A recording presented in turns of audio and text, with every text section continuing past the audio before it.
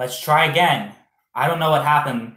I was streaming before for about 10 minutes and it went out. 10 minutes in, the YouTube app just crashed and I don't know. We're going to start from scratch here. I was talking about the state of the video game industry, and I'm going to kind of just restart that conversation. And if it craps out again, I'm just going to completely give up.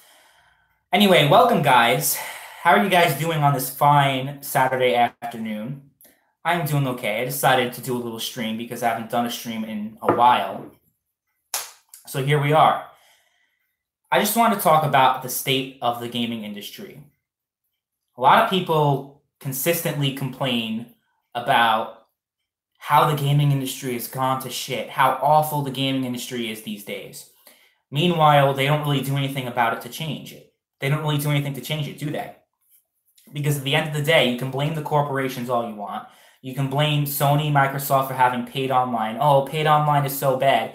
Meanwhile, people buy the subscription, so they have no incentive to get rid of it. It's like you expect these companies to do things from the kindness of their own heart, but that's not their motivation. They do whatever is profitable, and they're not going to give up these paid online services like Xbox Live and PlayStation and make it free when you have so many people that buy the subscriptions. It just doesn't make any economic sense for them. The only thing that would make economic sense to them is if people boycotted the product. But that people just keep paying the subscriptions even though they hate it. But what do you expect to happen? Of course you're going to have paid online because people keep buying it. And then as far as what DLC goes, the season passes, well, same story. People buy the season passes and it makes them money.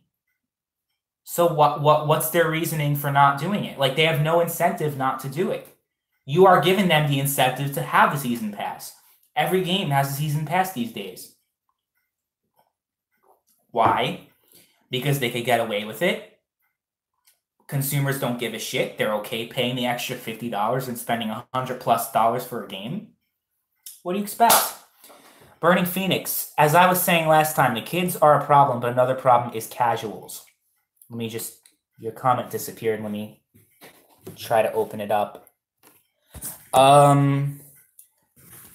Yeah, I understand that. They keep buying the loot boxes in FIFA, but at the same time, I do see where you're coming from. That does make a lot of sense, logically speaking. But yeah, I mean, it's still at the end of the day, the blame is shifted on the consumers. It should be shifted on the consumers and not the corporations, because that's what the point I'm trying to get at, these big YouTubers that have 100,000+ subscribers, 1 million subscribers, they're always making videos about, oh my God, EA, how could you do this? It's like they're a corporation. They're out to make money. Of course, they're going to do whatever they can to make as much money as possible. That's the point I'm trying to make. Hello, how you doing? Welcome to the stream.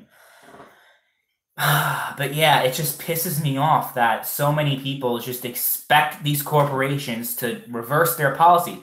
Battlefront's a great example of this, okay?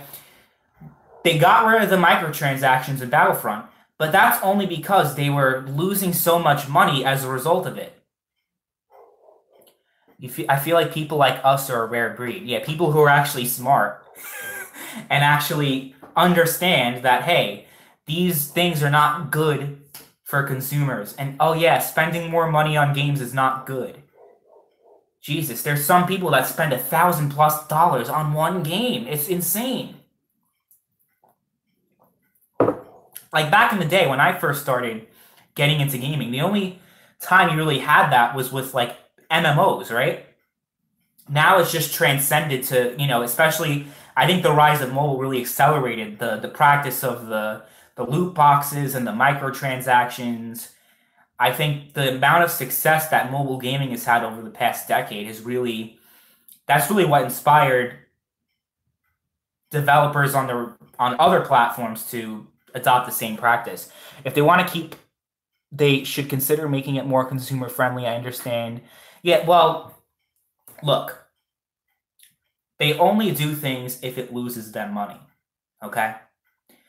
If people decide, I am not going to buy this game because it has a season pass, they're not going to buy the game, right? I mean, they're not going to have season passes in the game. You know what I'm saying? But instead, people just go along with it and buy the season pass and don't even ask any questions about it. Oh, look, season pass. I'll buy it. And it's just a bad mentality that a lot of gamers have, and that's really the root of this problem.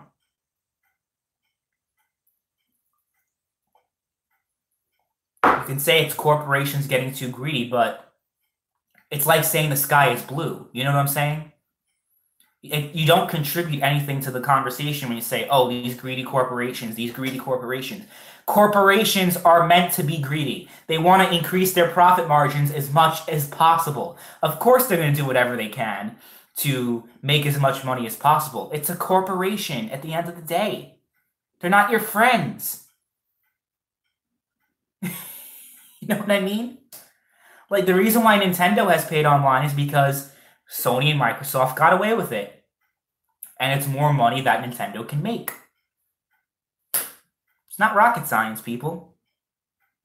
But yet, people are okay with buying it, even though Nintendo Network is a subpar service. You have to get voice chat through a phone app. It's ridiculous. I just missed your comment. Let me see if I could open it. I've been a sub since your How to Debunk a PC Gamer days. Oh, yeah. Those videos that I made back then. This is like 2015 you're talking about, right? Good times, good times. Yeah, I pretty much jump-started Rags' YouTube career. Look at him now. He had like 100 subscribers when he made that video on me. And now he has what, 300,000 subscribers, and I'm stuck at 3,000. I've actually grown to respect Rags a good bit, in case anyone's wondering. Because Rags is one of the only people out there that's actually willing to call people out on their bullshit. Not other YouTubers are willing to do it. Like, so many big YouTubers, like, they're afraid of addressing the social justice problem that the gaming industry has, meaning the influx of social justice warriors, postmodernism in the video game industry. Not too many YouTubers are courageous enough to address this head on. Instead, they like to backtrack a little bit, saying, oh, you know, I mean, diversity is okay. Diversity, we should have diversity in video. I don't want to be called a racist. Rags doesn't give a shit. He says what he feels, that's on his mind, and he says it. And that's why I have a lot of respect for him and actually agree with a lot of what he says. I'm kind of glad. Rags kind of moved on from the whole PC versus console crap because he kind of realized it's just a stupid debate to have. He's talking about issues that actually matter in the gaming industry, not which piece of plastic is better than the other. He's talking about things that are actually important, like, oh yeah, we have this influx of postmodernism into the video game industry that you look at it. You look at Mass Effect Andromeda, and you look at all these other games that have just been other franchises that have just been ruined because you have these postmodernist video game developers, social justice warrior video game developers that have to make sure there's like at least one transgender in the game. What else? There has to be an equal proportion of black people, white people, Hispanic, and it has to be half woman. It's just like it ends up ruining the quality of the game. I'm not saying that women don't belong in the game. Your thoughts on Battlefield being forced to include women in a World War II setting? Yeah, here's the thing about Battlefield, okay? I don't know if you've been following what's been going on lately on my channel. I've been calling out 1316 Killer. And he actually quit YouTube after I called him out. I don't know if I had anything to do with that, but basically he was talking about toxic masculinity in the video game industry, and this video game community, they're misogynist. They hate women because they're angry at Battlefield 5 having women in the game. And I tried to explain to him, people are upset about women being in Battlefield 5 not because of sexism, not because they hate women. It's because Again, it's postmodernist, revisionist bullshit. They're trying to revise history to promote some kind of diversity agenda, and it just doesn't work. It doesn't work at all. It was even worse what last year was Call of Duty World War II. You had black females fighting for the SS. It was ridiculous. Black women shouting "Z Kyle." It's fucking ridiculous. And it's not racist to point that out. If anything's racist or offensive, if anything should be racist or offensive, it's the notion that women were openly allowed to serve in World War II. Black women were able to serve in the Third Reich. Yeah, they were welcome. Hitler was a very tolerant person that allowed people of all races to join his army, and men and women of all different creeds and backgrounds can fight for Germany. It's ridiculous. I'm worried about Furtonga. I don't want to call him an SJW, but he certainly holds some troubling viewpoints. Yeah, you know what I think about Furtonga. I don't have to talk about Furtonga anymore. He's just gone complete SJW. I mean, I guess he's always been that way, but he's just not entertaining to watch. I used to have respect. Look, a year ago on this channel, we had very good conversations. I don't know what happened to him, man. I didn't do a damn thing to him. And he turned on me for no reason. I don't know. But I'm just going to leave him be, let him do whatever he wants. If he wants to make an ass out of himself, that's his own prerogative. I don't really give a shit about Furtonga anymore. But yeah, I think there are too many of these people that are representing the gaming community. I was even talking about Jim Sterling the other day. I mean, he's another one of those postmodernist people in the gaming industry, and people respect him. Meanwhile, he believes in doxing people who he disagrees with. He gives, first of all, let's even forget about that, about how he thinks that games that are offensive should be censored. He thinks that people who he disagrees with should be doxed. Besides all that, which I think should automatically make someone an awful human being, in my opinion, if you believe in doxing people who you disagree with, and if you just, believe in censoring stuff. I mean, I guess believe in censorship doesn't automatically make you an awful person, but it just makes you a stupid person, in my opinion. But besides all that, have you ever seen Jim Sterling's actual reviews? Like, as an actual, never mind his personal political beliefs, as an actual critic, Jim Sterling has absolutely no credibility. He has zero credibility whatsoever. Didn't he give Breath of the Wild a 7 out of 10 or something like that? And then he gave some other game, I forget what game it was, but it was a game that was it was universally panned by critics. And like everyone hates the game. And that game was given a higher score than Breath of the Wild. It's just ridiculous. Jim Sterling, I don't know how this guy gained such a huge following. Maybe because of his flamboyant personality and how he's so over the top. I guess a lot of people like that kind of stuff. I don't know. But I just have no idea how he is one of the most respected people in the industry. I can't think of it for the life of me. I can't think of why. If anyone watching this right now is a subscriber of his, tell me what it is that you like about him. Is it his over-the-top personality that you find entertaining? He doesn't bow to corporations like other journalists. He's still bad, though. I don't care if he bows down to corporations. I explained this in my video. Like, he's not any better than the corporate media. He believes in censorship for games that he finds offensive, which is what the media believes in. Websites like IGN, GameSpot, Game Informer, Kotaku, all of those outlets, they all support the censorship of active shooter and other games that they find offensive. Jim Sterling agrees with them. Just because he gives wacky reviews doesn't mean that, oh, he's so different from corporate journalists. Like, so what? You do realize that YouTubers and corporate journalists are just as bad. Let me explain to you why. YouTube critics that are independent of the mainstream media, they're both just as bad and they're both just as corrupt. But I'm going to get into that in a second. I also think he lets hatred for Nintendo get in the way of fairness in terms of the Breath of the Wild review. I guess. I don't know. But let me get into why YouTubers, big YouTubers that are, they don't work for IGN, they don't work for a corporation, and they review games, they're not any better. Like people like Jim Sterling and other critics that, you can trust them because they're a YouTuber.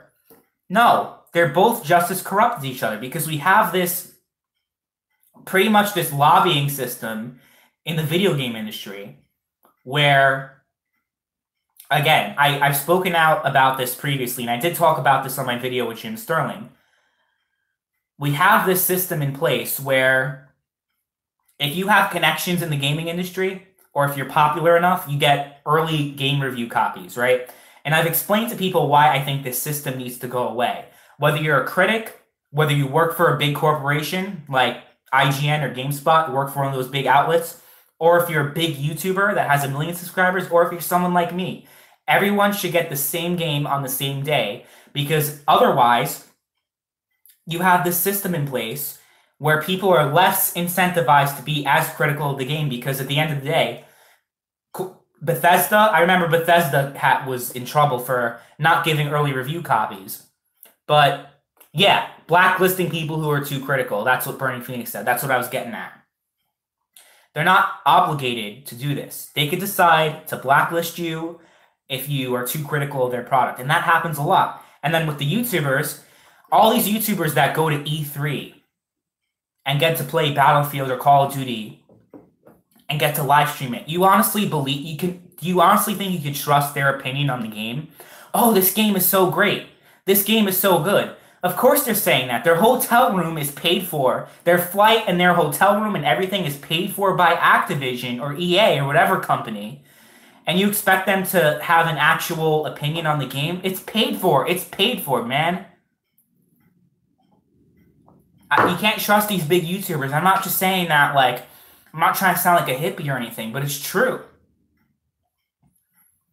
It's true. The only way to stop this corruption with these corporate media outlets and these big YouTubers that are just as big or even bigger than some of these mainstream outlets, especially people that have millions and millions of subscribers. Do I trust PewDiePie? Is PewDiePie an actual game critic? I don't even know. I don't follow PewDiePie. I think doesn't he just shitpost now and make fun of people? I don't think he actually reviews games. But I actually do trust PewDiePie because the mainstream media is against him.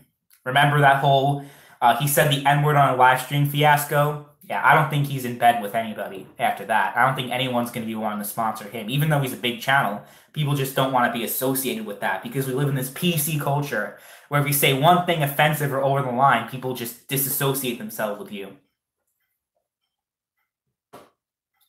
It's just ridiculous. But yeah, the only way to get rid of this corruption is if we completely abolish the early review copy system. It's unfair, especially for up-and-coming YouTubers. They can't compete. They want to live stream a game when it comes out. Oh, this YouTuber got the game a week early and they beat them to it. It's an unfair system that needs to be abolished. And I praised Bethesda when they did this. But unfortunately, they caved into the establishment. What can I say? My throat hurts. Let me pour another glass.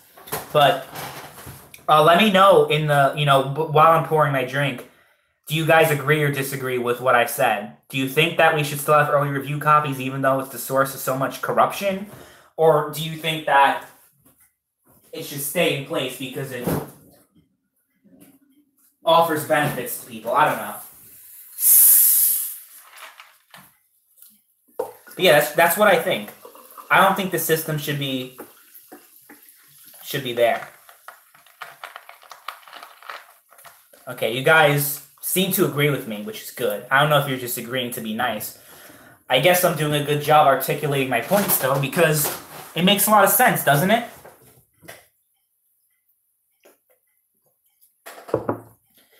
Corporations and big YouTubers do not want to be blacklisted from events when they have that financial incentive. Literally, their livelihood depends on it. If they don't get invited to these events anymore, they don't get early copies of the game, it hurts their channel a lot. especially with IGN. If some other media outlet beats them to it, to coverage of the game, then they lose out on a lot of revenue. That's very important. And I'm always going to advocate for getting rid of that system because, man, I got so much flack for saying that the system shouldn't exist.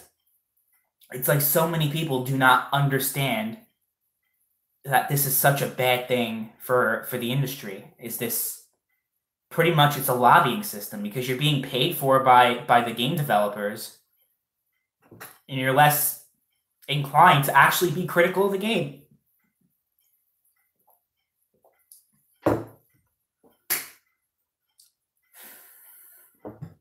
I want Anthem to fail, so companies learn not to let Anita help with the creative direction of the game. Yeah. I really hope Anthem fails as well. I do not want Anthem to succeed at all because it just seems to me like if Anthem represents everything wrong with the gaming industry, in my opinion. Like, I know they said Anthem is not going to have the loot boxes and all that stuff, but Anthem just seems boring and unimaginative, and that's really the personification of the gaming industry these days.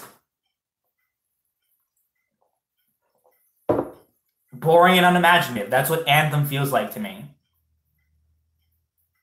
And it's made by BioWare, which is supposed to represent dialogue choices and all that stuff, and they're just trying to make this boring product that I don't even know if it's going to do. I don't think it's going to do well. I really don't. Fallout is not dead. Well, okay, let me talk about Fallout then. Fallout 76. Okay, you want me to talk about online versus offline now? And like the rise of online gaming and how that's kind of a problem as well? I can talk about that too if you want. My throat really hurts. Sorry. Yeah, if you want me to talk about Fallout 76, I have no problem. I'll talk about that.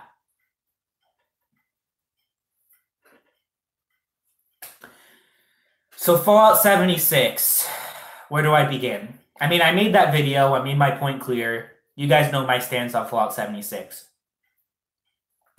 It's garbage. He says, it did not kill Fallout. It sucks, but it did not kill it. Well, I guess that remains to be seen, right?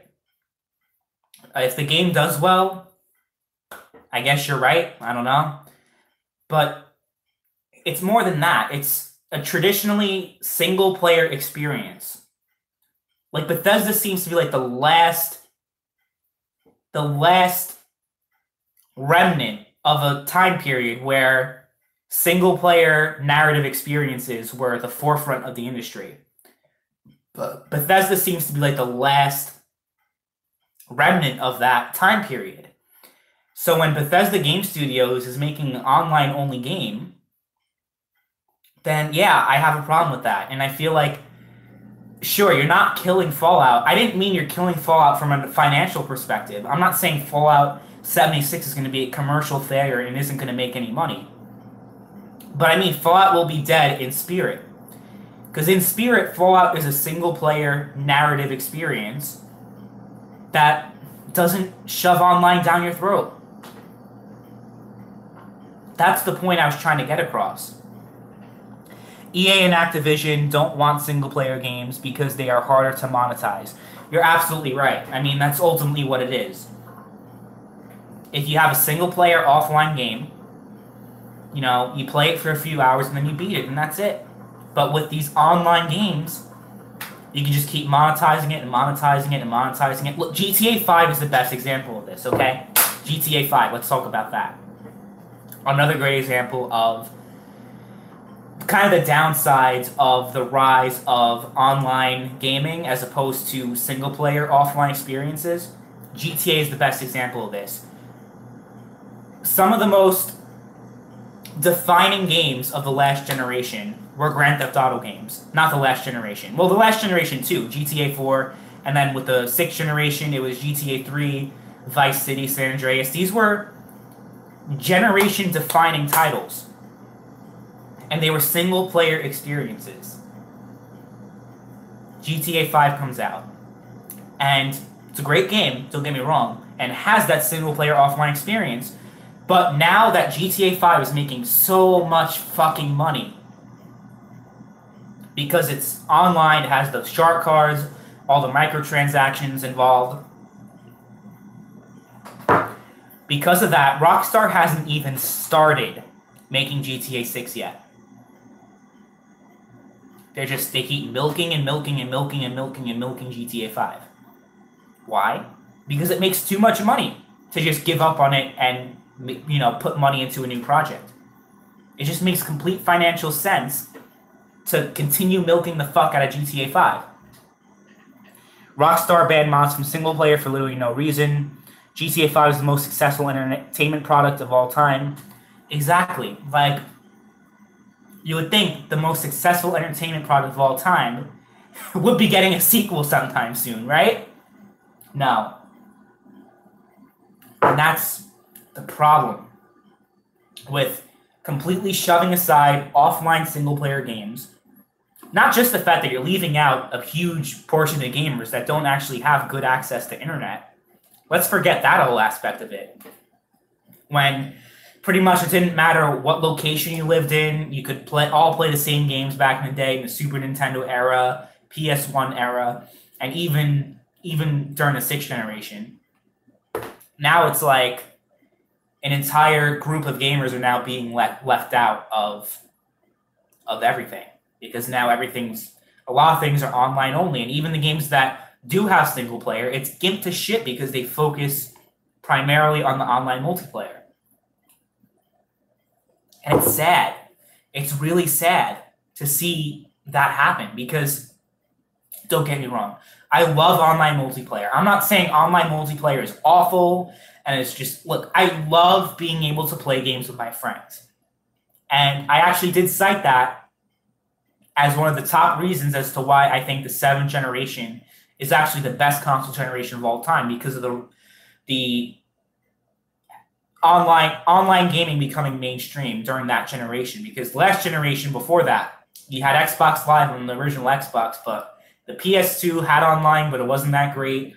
And the GameCube, I think, had like online for 1 or 2 games, I think. But the 7th generation really made online gaming what it is now. And that's great. I love playing online shooters. I love playing online multiplayer. I love playing with real people. But I also like just sitting back, playing a single-player experience and not having to deal with all that. Knowing that if I buy the game, I have everything that's in the game. And if somehow my internet goes out or something's wrong with my connection, it doesn't matter. Do you think that the developers' incentives are more for gaining money than creating a decent experience? Of course. Of course. They don't give a shit about making people happy and creating a good experience for people. I did say that earlier in the stream. I guess you didn't tune in back then. But that's the whole point I was making, is that they don't give a shit about you. They don't give a shit about you as an individual. They care about you as a dollar sign. And I'm not saying that to kind of insinuate that, oh, these corporations are evil. Look, we live in a capitalist economy. And corporations, at the end of the day, their goal is to earn a profit and nothing else. Because that's what corporations are meant to do. That's their purpose. But what we can do about that is use our leverage as consumers, because without the consumer, these corporations don't make their money in the first place. So if we pressure them enough to give up on these practices to the point where they actually lose money if they continue these practices, that's the only way we can make any change.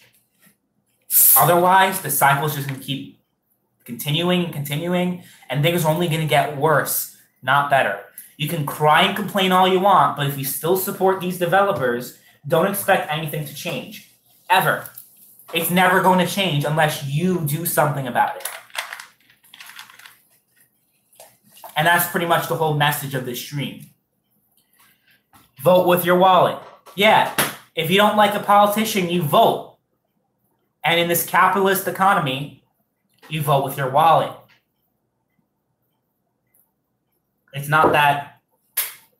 Again, I'm not saying anything new and revolutionary. I'm just spouting out common sense. But unfortunately, there are so many people that don't understand this.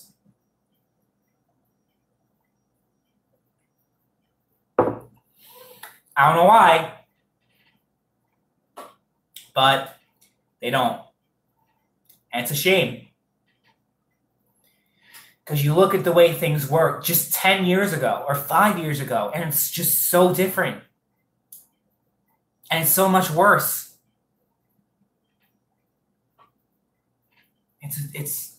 It's kind of heartbreaking because gaming is like my favorite hobby ever. I have so many different hobbies, but gaming is my favorite. And to see it go, to see what's happened to it, it's just, it really is heartbreaking. Forget all this tribalistic bullshit. PC versus console, PlayStation versus Xbox. That shit is whatever. The fact that so many channels dedicate their channel to those stupid things, like which piece of plastic is better than the other, it's kind of sad because they're not talking about the real problems. They are not talking about the real problems. The influx of casuals who don't care about the industry as much as people like us are the biggest problem. I think that ultimately points to mobile gaming because mobile gaming is really where this started, right? Mobile gaming is where the idea that you can release a game, originally it was free to play, but now every game is basically free to play. Remember back in the day where people were like, free to play is the future because you could easily monetize it and it makes you more money than a $60 game? Now they're dropping $60 games and having the free to play model with it. It's just awful, man. But people support it. People have no problem with it.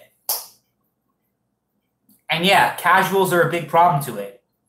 Casuals are the main reason why this is happening. But I don't know. I think it's a lot. I don't know, man. It's just a big problem. And so many people are just not informed enough. It's like, think about politics. Like, people are not informed and they make decisions on our behalf.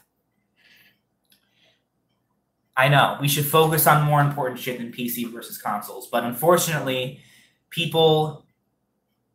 Well, you're talking about people like Rags, but Rags has actually kind of shifted away from that, and he's talking about things that are actually important. He's talking about ethics in video game journalism. He's talking about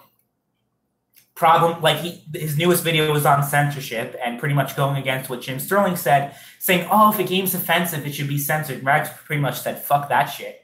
Rags has kind of evolved from the point we were at 3 years ago, where he just started and he discovered my channel and was making videos on me, and that time period. He's really evolved a lot since then, and since we had those debates,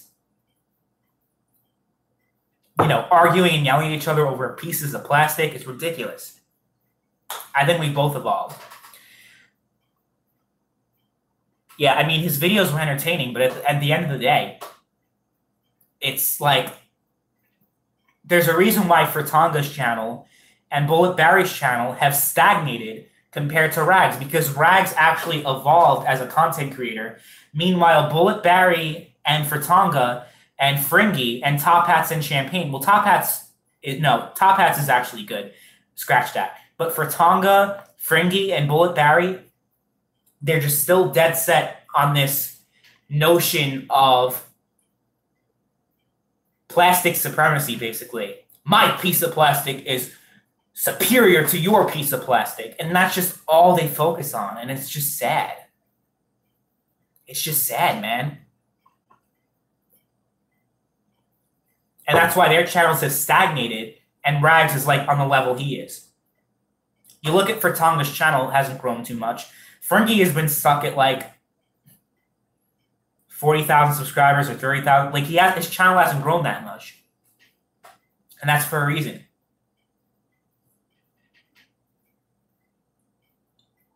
Oh, he makes reviews now? I don't know.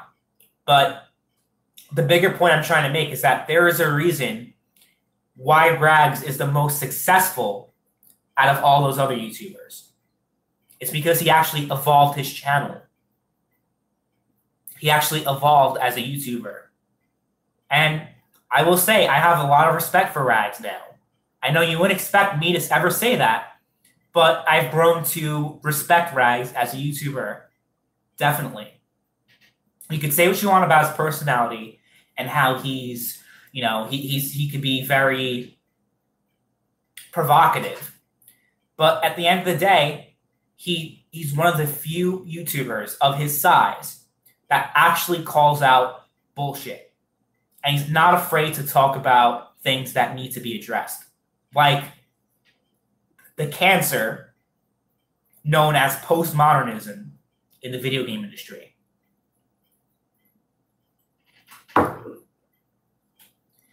I don't think Rags is watching me. I don't think Rags even knows about me these days. Franky's problem is that he sometimes goes on a whole month without making a video. Yeah. At the end of the day, my point stands. I mean, Fritonga's another good example. He makes videos, but no one gives a shit about his videos. I mean, his biggest problem is that he lacks originality. He tries so hard to be like Rags, but then when Rags went all anti-SJW, Fritonga didn't like that because, you know, he's a social justice warrior. He doesn't like that's why Fritonga went against me, by the way. We used to be cool. Remember when we did that live stream a year ago and we were talking for like 2 or 3 hours and we were all cool and friends and all? But then when I started addressing problems in the video game industry related to social justice, oh yeah, now it's a problem. And I'm a sexist and I hate transgender people. I think all transgender people should be tortured. He said some awful, he just slandered my name. Out of nowhere because he didn't like opinions that I had. So that's how that whole thing with Fritonga started.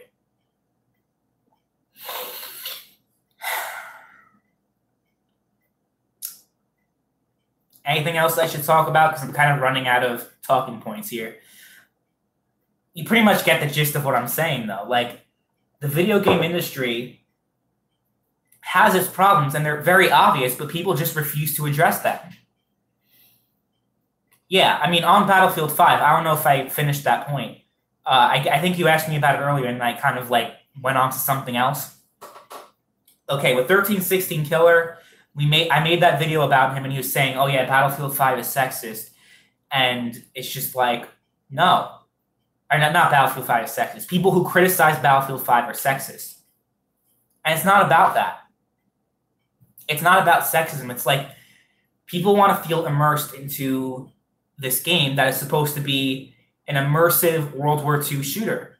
And then when you have women with robot bionic arms running around, yeah, you're not going to have too much immersion.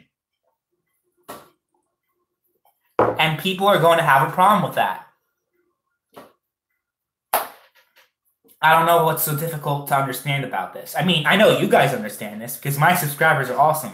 But the general, you know, the mainstream media outlets, people like the 1316 Killer and other people, they can't get it through their head. Was he? He's always been mad at best, and now he's complete shit. I don't know. But yeah, that's really what it boils down to. I think it's just a video game, but I understand where they're coming from. Look, I also talked about that whole argument that 1316 Killer made. It's like, well, it's a video game. At the end of the day, it's stupid to think about immersion because you're dying and you're coming back to life, you know, meaning you're respawning. Look, realism and immersion don't always come together, okay? You can be immersed into a world, and it doesn't have to be realistic. How many people are immersed into the world of Borderlands? Is that shit realistic? No, but it's an immersive world that people can feel immersed into. Skyrim is another great example. People feel immersed into the world of Elder Scrolls But they don't think that it's realistic to have like flying dragons and shouting shit and knocking shit off the table after shouting Fus Roda. But they feel immersed into the world and into the game. Battlefield 5, people know World War II, okay? The difference, okay, Elder Scrolls is a fictional world, so you can be immersed into it. No, I'm not going to buy Battlefield 5, and that is because of World War II. I'm sick and tired of World War II. I will talk about that later, but let me finish my point here. World War II is something that we all know, and I think we know a little bit too much. Too many World War II games, too many movies and film. Like, it's just, no. I think we're done with World War II. I don't think anybody can do anything related to World War II these days that hasn't been done before. There's no room for innovation anymore with World War II. I think World War II, that ship should have been sailed years ago, back in 2010, when it hit its peak. But, whatever. Okay, finishing my point again. We know World War II. We know everything about World War II. We know that women didn't really play a vital role in the battlefield. So when you make a game that tries to revise the history of World War II, something that the majority of the population knows a lot about because, again, it's been shoved down our throats, people don't like that, trying to revise history and everything like that. It's just not a good idea. And it's just, people have a problem with that. So don't confuse realism with immersion, because we all know that video games are not real life. You're telling us something that we already know. So when you say, "Oh, you're complaining about this game this game having women in World War II," but who cares if it's realistic because it's a video game? It's just such a cheap argument to make. You know what I'm saying? And it makes no sense. So I hope I made sense on that point. As far as World War II and other things like that, let me just read this comment. The one thing to debunk the misogyny argument is asking why other games don't get the same backlash. Again, that's what I also said about that. You don't see mass dislikes on Tomb Raider because a woman's in the game. It's because you're revising history, and people don't like that. Are you surprised people don't like that? When you have black women fighting for the Nazis, like, or having black women fighting for the Japanese Empire? Come on! It's not racist or sexist to point out, hey, this shit is fucking stupid and it's fucking ridiculous. There's nothing sexist or racist about that.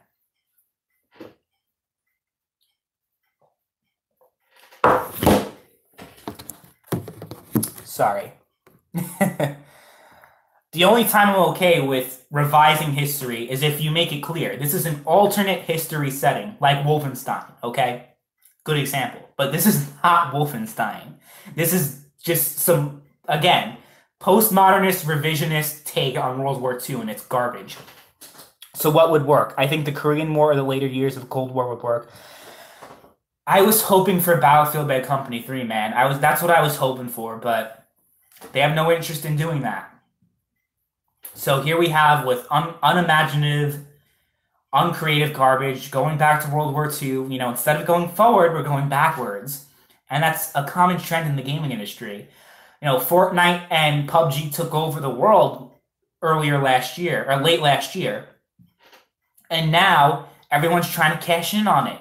Call of Duty Battle Royale, Battlefield Battle Royale. It's just, it's such a lack of imagination in the gaming industry. It's just, that's another reason why the state of the gaming industry isn't very good. I am sick of Battle Royale too, man. It's just like, Battle Royale gets so boring so quickly because, you know, you play the game and at first it's like, oh, this is cool. You're like in an open, you know, very big map and there's 100 players and you have to like survive. But then like, you know, you play and then, oh, you die. Restart. You try to, you know, you play and then you die. Restart. Like, and then even if you win, it's like, yeah, like it feels cool, but like it just gets so boring after a while. I'm sick and tired of Battle Royale, man. It's very repetitive. Absolutely. And people don't realize It's going to be dead in a few years. What do you think of crossplay? I don't play Fortnite, but this controversy might be able to push Sony to it. I have a video coming out about that later, so I'm gonna have to stay tuned for that.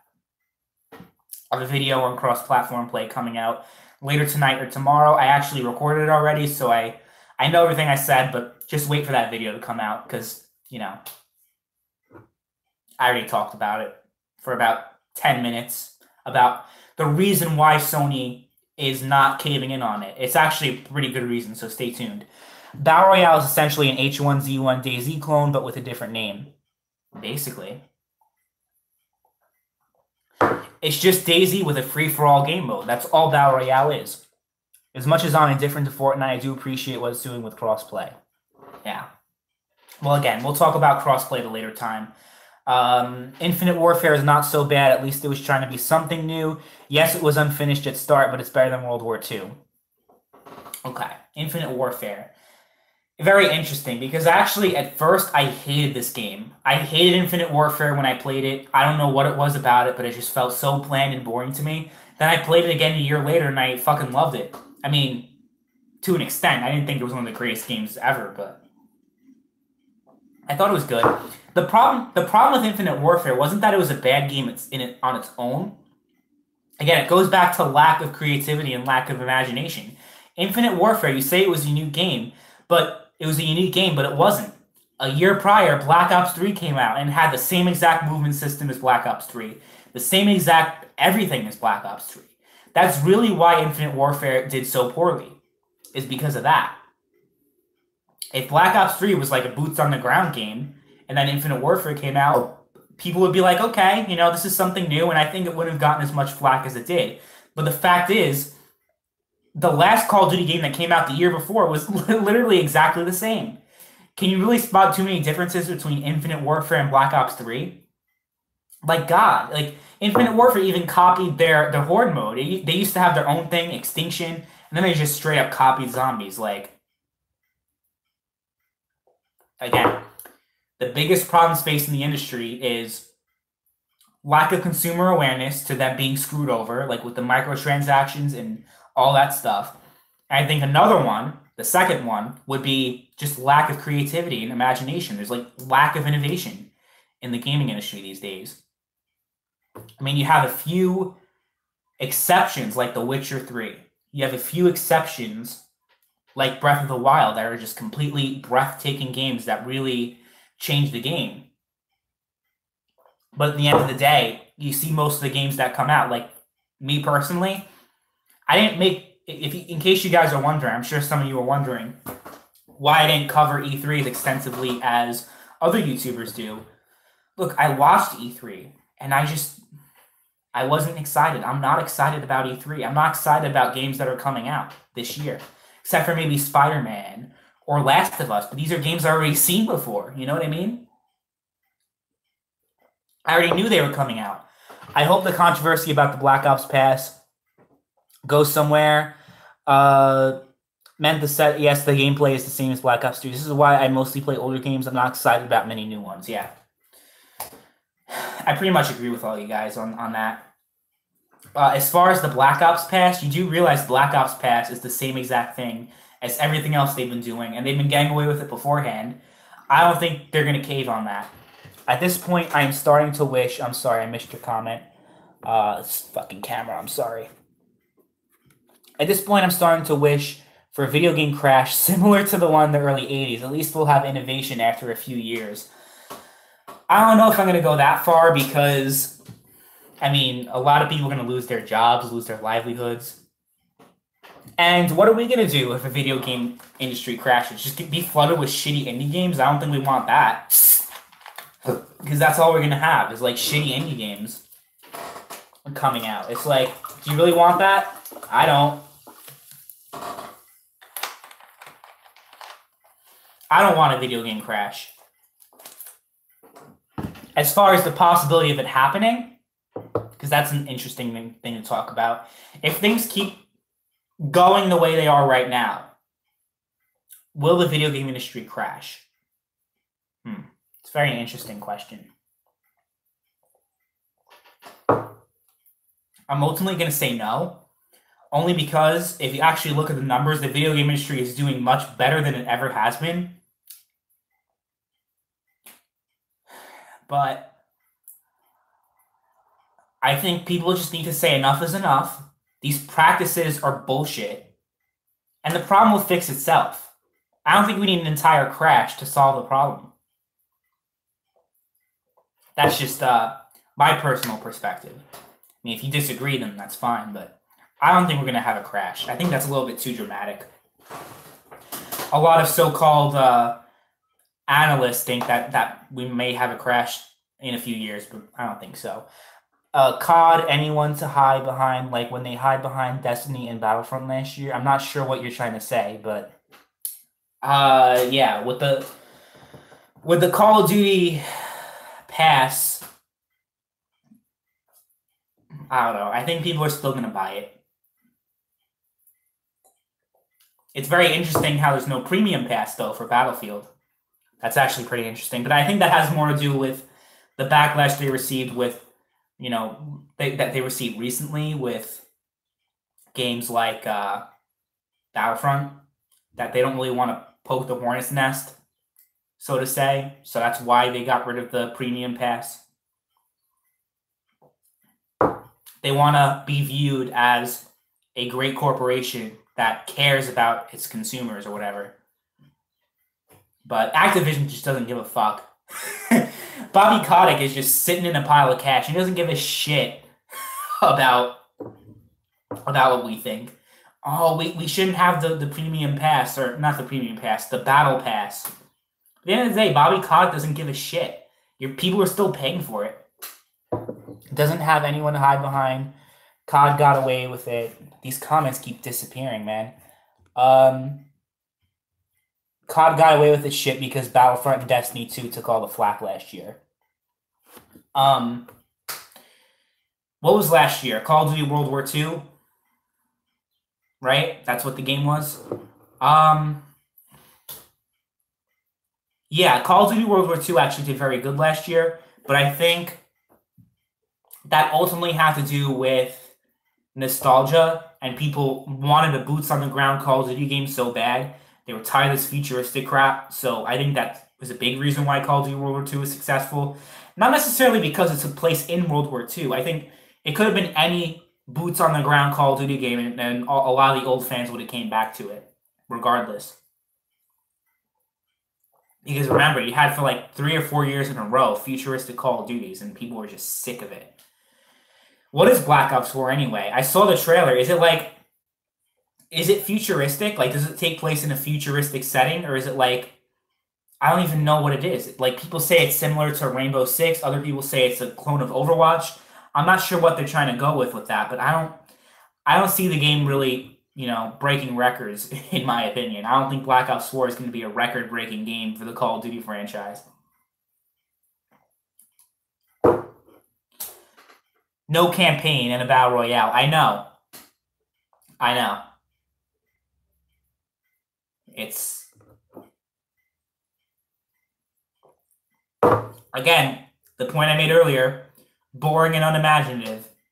People don't give a shit. I mean, these corporations don't give a shit about innovation when just, you know, repeating the same shit over and over again makes more money than taking risks, right?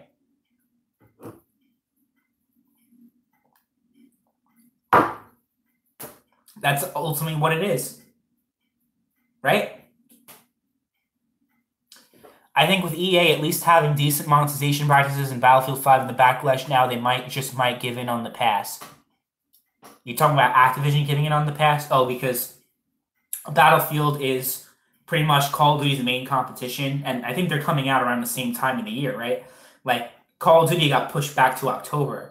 I think Battlefield 5 is also coming out in October, so yeah, it's going to be very interesting. Battlefield might beat Call of Duty this year. Last year there wasn't a Battlefield game, so that doesn't count. But the year before, it was Battlefield 1 versus Infinite Warfare. I'm not sure did Battlefield beat Call of Duty that year in 2016? I'm not sure. At least microtransactions Okay, you deleted your message. They just notify not having campaign by saying single player exists in other ways.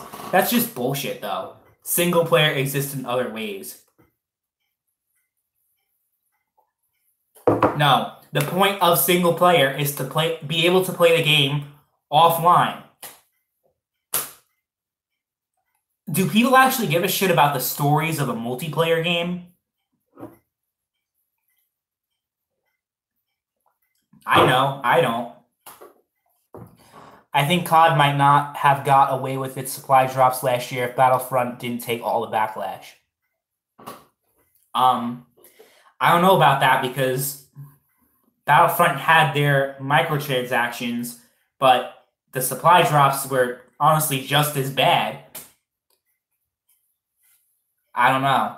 You would think logically that that would like set a chain reaction and have all the microtransactions be attacked by the consumer. I don't know. I'm not sure. Do I think something's going to give eventually? I don't know. At least for Battlefield, microtransactions will be limited to cosmetics and not required to get special weapons. Yeah, I mean, I think Battlefield definitely is in better favor with the community, but I don't know. I still don't think Activision's going to cave in on that. I really don't. I could be wrong, but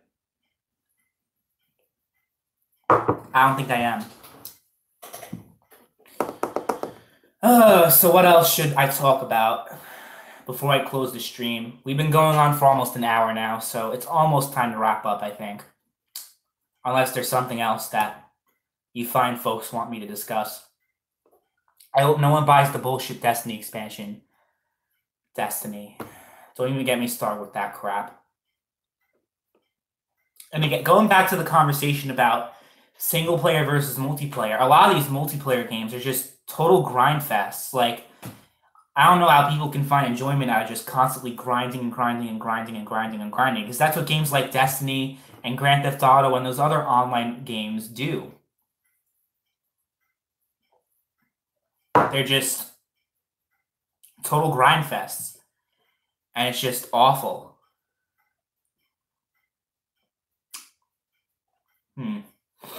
What did you guys think of E3, though? Who do you think impressed you the most? Was it Sony, Microsoft? Was it the PC gaming show? Probably not. Who do you think impressed you guys the most at E3? Because I didn't make a video about E3 because, like I said, it really didn't impress me too much, like, overall. But if I had to say, like, who had the best presentation, who had the best press conference, I wouldn't say Nintendo because they just had Smash Brothers. Well, grinding can be fun in the same cases, but it's rare. I used to play a Korean MMO called Black Desert Online. I found the grinding quite fun in that. I grind enough with real life matters. I prefer to escape that with gaming, right? Nintendo on a personal level because I love Smash, but on a more neutral level, I would say Microsoft. Microsoft is very interesting because literally every game that they revealed was going to be available on other platforms. So if you're going to judge the press conference just on the overall quality and presentation of it, I guess you could give it to Microsoft, but at the same time, Microsoft just, all these games that are coming out, ultimately you can play on other platforms. Like, I'm not very impressed with Microsoft as of late. I've already made my opinion of Microsoft very clear. By the way, I think next generation, 9th generation, is going to be Microsoft's last run in the console industry. They're not going to make any more consoles after the next Xbox, I don't think. I think next time around is going to be the last time they're going to make a console. And I can explain why, but if you want. But that's what I think is going to happen.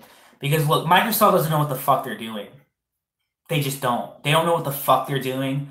They're trying to make the console industry into more like PC gaming. It's not going to work because people play consoles for certain reasons. And making it more like PC is not a good idea. Yeah, they never understood the console industry to begin with. You're absolutely right. Microsoft is Windows at the end of the day, right? The worst DLCs are the ones with contain cut content. Yeah, I agree with you on that one. Remember Mass Effect 3 had so much on-disc DLC. It was awful.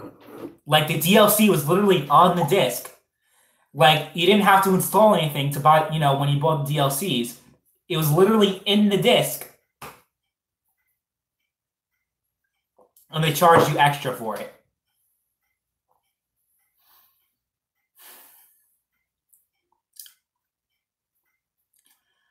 Yeah, the video game industry has really went downhill over the years, I could say. And it's sad. It's really sad. I hate how Activision has day one DLC. The season pass purchase gives you a new zombies map day one, and Destiny with its cut content. Oh, right. I almost forgot about that.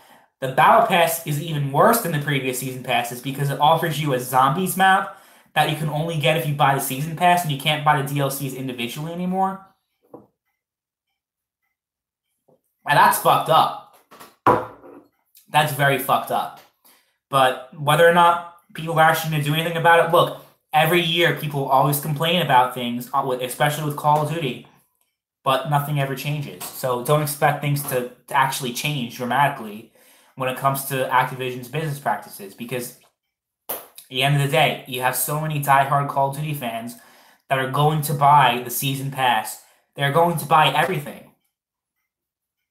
So average people like you and me that realize, hey, this shit is stupid, unfortunately, like Bernie Phoenix said, we're in the minority.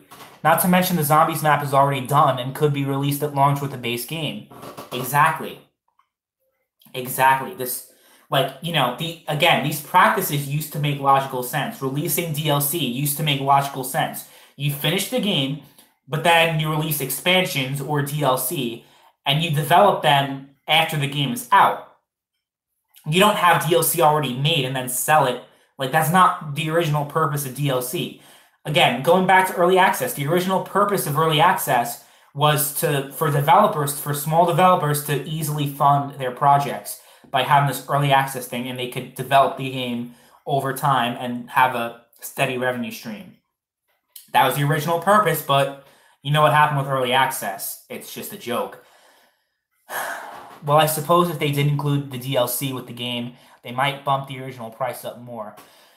Oh yeah, people talk about that. I remember a CNBC analyst said a few months ago that video games actually cost too little and should cost more. And that, you know, in response to the Battlefront controversy, and I'm just saying to myself, like, this guy doesn't know what the hell he's talking about. I never understood being a fanboy to the point of agreeing with whatever the developers do. Yeah, that's another big problem. Is like tribalistic mentality in the gaming community. It's ridiculous. But yeah, all of these practices though didn't actually have such a sinister motivation in the beginning, is what I'm trying to say. But it's evolved or devolved over time to the point where its sole purpose is to just suck the money right out of your soul.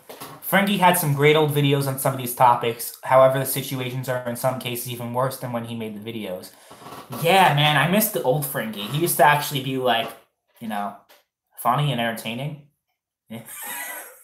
But yeah, his old videos were pretty good.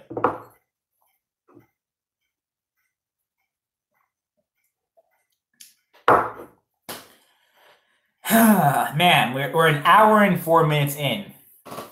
How have you guys been liking the stream so far? I think it's been going pretty well. I'm actually really like the way it turned out. I was actually going to give up because I did the stream earlier and it cut out 10 minutes into it. But I'm glad that I restarted. The model for these publishers are the least effort for the most profits. Yeah, I went into that very extensively throughout the stream. Yeah, I think I pretty much covered everything in regards to the state of the gaming industry and what can be done to fix it, what can be done to change it. What are you doing with your political channel? Can you do a vid on feminazi cuckolding epidemic? it's funny enough, I've kind of been talking about in this stream, haven't I? About this influx of postmodernist, this postmodernist spin on the video game industry. And I've been talking about how that's kind of an issue. And that's really another problem with the video game industry. As far as my political channel is concerned, I'm going to work on that more extensively than I had previously because I'm really trying to get seriously into politics. But I don't want to abandon this channel either. I mean, this is my most popular channel out of all the dozens of channels that I own. But yeah, my two main focuses will be politics and video games or tech in general. So, you know, I will be diverting more of my efforts onto my political channel. Would you say talking to the devs, don't take advice from people who don't play games? They won't buy your game anyway. Exactly. That's what I've said. I've said that do not take advice from these people because they are in the minority. The majority of people don't give a shit about politics, first of all. And there are other people who disagree with them people politically, and then they're in the minority. These social justice warrior, feminist, cancerous individuals. How long will I be streaming for? I don't know. I was thinking about ending soon, but if you have any suggestions on what I should talk about next, then I'm open to it. Shit. Publishers are stifling developers and their ideas. That's why. I mean, yeah, I mean, the publisher-developer dynamic is another thing to talk about. What if video games were free and just have DLC and microtransactions? Well, the problem is that video games already do have DLC and microtransactions, and they also cost $60. I don't think making them free, publishers don't have any reason to not charge for games, even though they do make a lot of money from everything else. Don't leave YouTube. You and War Corps are the only good YouTubers. I'm not leaving YouTube. I'm just, I got a lot going on right now. And I, have to take a little bit of a break for the next few weeks. But I will be back. And, yeah, don't worry. Honestly, the devs aren't innocent, though. They agree to sign up with these publishers. Yeah, at the end of the day, they agree to sign up with them. It's like when people talk about exclusives being held hostage. Like, yeah, because Sony literally grabbed these developers, put a gun to their head, and held them hostage. It's ridiculous. It's absolutely ridiculous.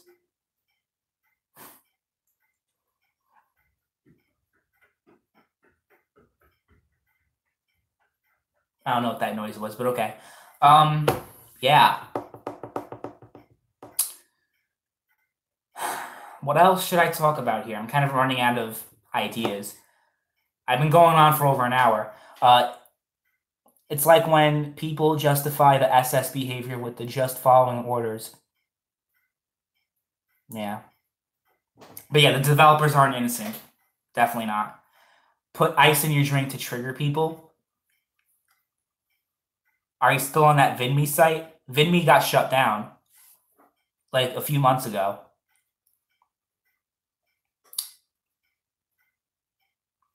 Got a weird chat. Well, I suppose it gives a developer confidence if a corporation pays them upfront instead of making the money from game sales over time. I suppose so.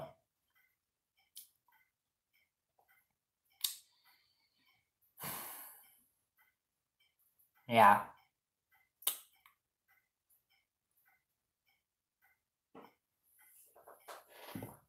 But yeah, that's pretty much... well, yeah, let's not forget Bungie decided to partner with the devil themselves, Activision, for a large sum. So these devs knew what they were getting into. Yeah, ultimately.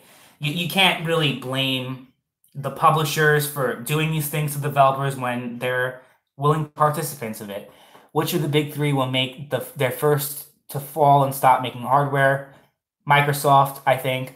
How many platinum trophies you have? Not a lot. The only platinum trophies I have are in like Telltale games.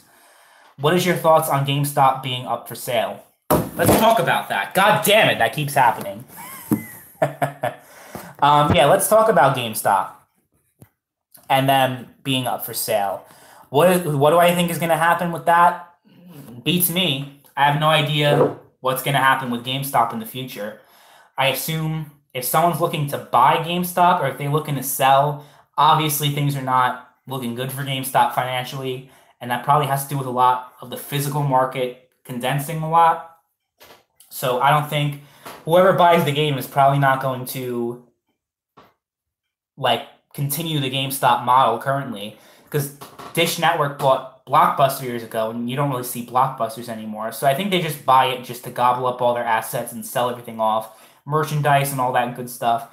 And sell the locations if they own them, or if they lease them, then give the lease to someone else, I guess. So that's really where the money comes in from selling these companies. I don't think they're going to continue GameStop if they don't, I think GameStop is running on borrowed time. I don't think you're going to have GameStop for too much longer. I think in a few years, couple of years, GameStop is going to become Blockbuster. I really think so. Do you think it's worth buying a Sam's Club membership to buy video games?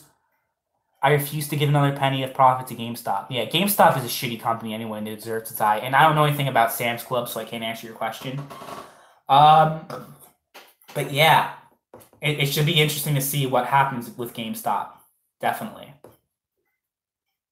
But I can't say I know for sure how that's going to play out. But just my prediction, considering how digital gaming is just taking over completely. And yes, while physical gaming is still popular, again, people still have other means of buying physical games like Walmart and Best Buy and everything. And even though GameStop is the biggest retailer, again, that's really their main source of revenue. Walmart has everything, and GameStop only sells physical video games. So when that market is condensing, then their entire business is, going to fold, unfortunately.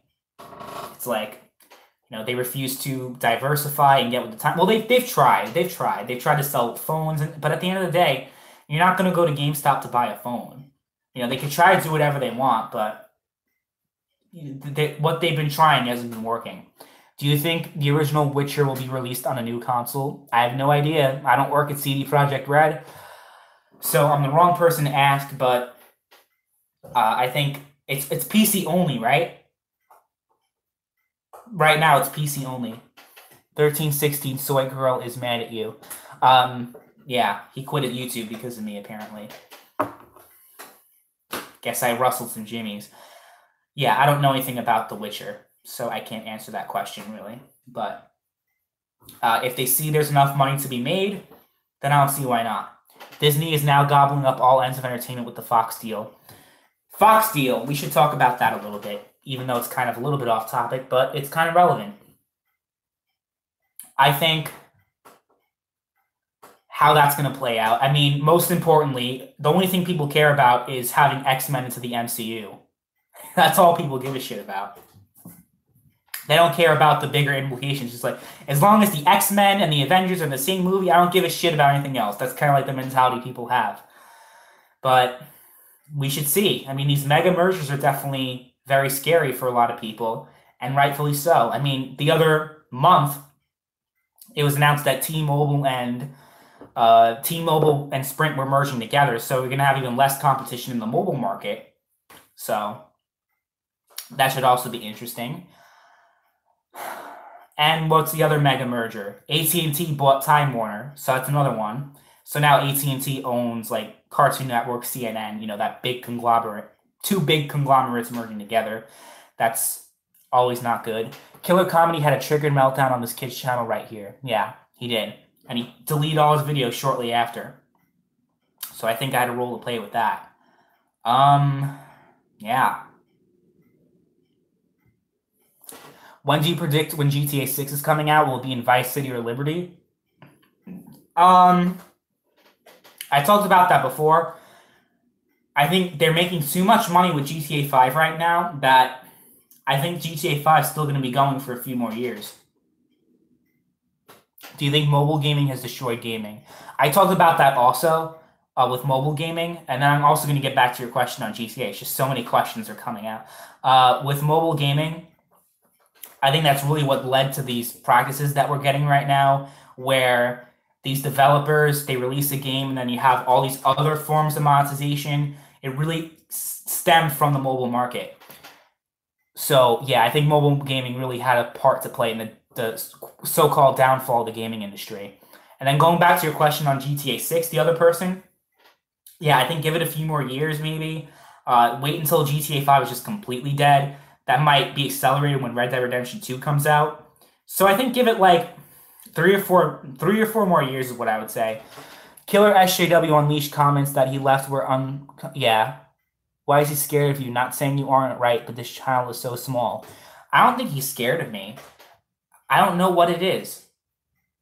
But right after I made a video on him, all of his videos were deleted. I don't know if something else happened that I'm not sure about. I'm not trying to take credit for his channel getting taken down. I don't want to take credit for something like that. But I think that might have been the case because right after I made that video, all of his videos were gone. And his channel was essentially gone. His channel is still up. And he has all his subscribers, but all his videos were deleted. So something must have happened. I don't know. Ooh, that was a long stream, people. I think I might call it a wrap. I really have to pee. And I think my voice is kind of going to shit. So I think I'm going to call it a stream. I'm going to read a few more comments. He called Dreamcast guy Leatherface version. I think the 13... Yeah, they're just talking about the 1316 killer. And about GTA, I'll just stick with old school GTA games because I don't like the current direction of the series. Yeah, I agree with you completely. I haven't played GTA 5 in years. So, yeah. Thank you guys for tuning into the stream. It was pretty cool. I like the way the stream turned out today. I might do more in the future, but we'll see how that goes. Again, I'm going to be very busy over the next few weeks dealing with a whole bunch of personal shit. So if there's not a lot of content coming out in the near future, don't be wondering what's going on with me because it's for a reason. I'm going to have to take a little bit of a break from YouTube for a while. So expect that. But yeah, I hope you guys have a wonderful weekend and I hope the rest of your weekend is good. And yeah, thank you guys for tuning in. See ya.